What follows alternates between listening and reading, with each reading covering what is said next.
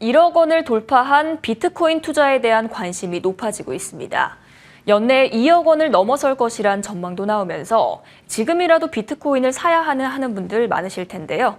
박미라 기자와 가상자산 시장을 전망해보고 올바른 투자에 대해서도 살펴보겠습니다. 어서 오세요.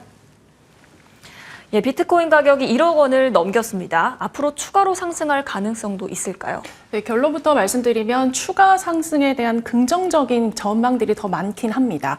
특히 올해 1억 원을 넘길 것이라는 예측이 적중한 영국은행 스탠다드 차트는요, 비트코인이 이르면 올해 또는 내년까지 2억 원을 넘어설 것이란 새로운 전망치를 내놔서 또 한 번 주목을 받았습니다. 이 외에도요, 비트코인 강세를 꾸준히 점쳤던 부자 아빠, 가난 아빠의 저자 등이 비트코인 현물 ETF를 통한 자금 유입, 반감기, 그리고 금리 인하의 이유를 들며 비트코인 추가 상승을 점치고 있습니다.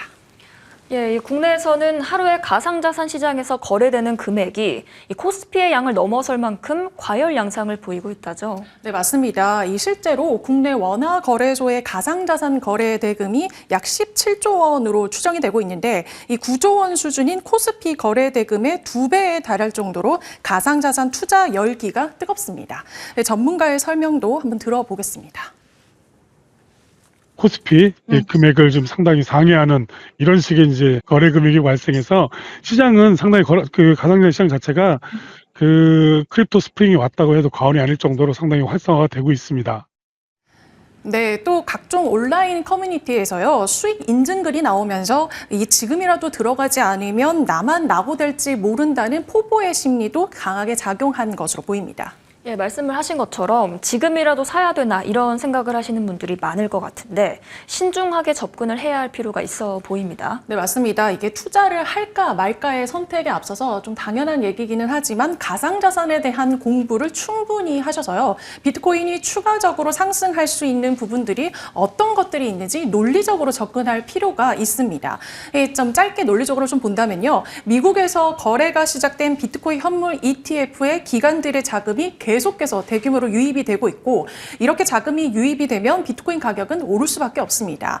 그런데 투자라는 것이 논리로만 판단할 수 없는 부분들도 있거든요. 예를 들어 1억 원을 넘긴 지금 상황에서 팔아도 되겠다라는 그런 심리도 더 커질 수밖에 없어서 강한 매도세가 이뤄지면 가격이 다시 급락할 수 있다는 점도 명심해야 합니다. 비트코인 생산이 절반으로 줄어드는 그 반감기가 가격을 더 끌어올릴 수 있다는 이야기도 많이 들어보셨을 텐데요. 그런데 JP모건은 반감기가 지나고 나면 가격 조정으로 비트코인이 42,000달러, 우리 돈 약 5,500만 원까지 급락할 수가 있어서 주의가 필요하다고 전했습니다. 제가 양쪽 의견을 계속 말씀드리는 이유는 한쪽 이야기만 듣고 판단하지 말고 종합적인 분석이 필요하기 때문입니다. 이게 사람 심리가 오르면 더 오를 수 있다는 좋은 이야기만 듣고 싶어 하기 때문에 이런 심리도 조심해야 될 것 같습니다. 그렇겠네요. 마지막으로 올바른 투자에 대해서도 알려주시죠. 네, 만약에 투자를 하겠다 이렇게 결심을 좀 하셨다면 또 너무나 당연한 얘기지만 자기 생활에 타격이 없을 만큼 소액으로 먼저 시작을 하셔야 합니다.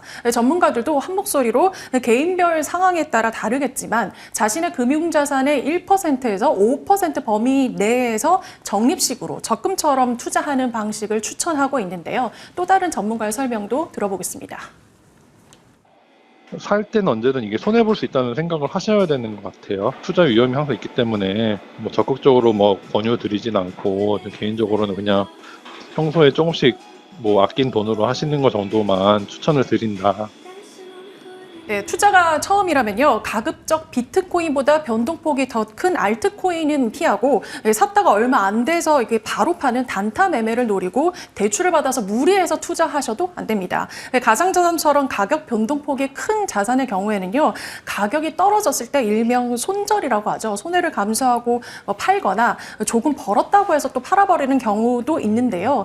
아주 적은 돈으로 꾸준히 장기적으로 최소 3년에서 4년 이상 투자하는 것이 가장 적절한 투자 방법이 아닐까 싶습니다. 분명히 주의가 필요해 보입니다. 요즘 이슈가 되고 있는 코인 시장 관련 이야기 나눠봤습니다. 오늘 말씀 잘 들었습니다.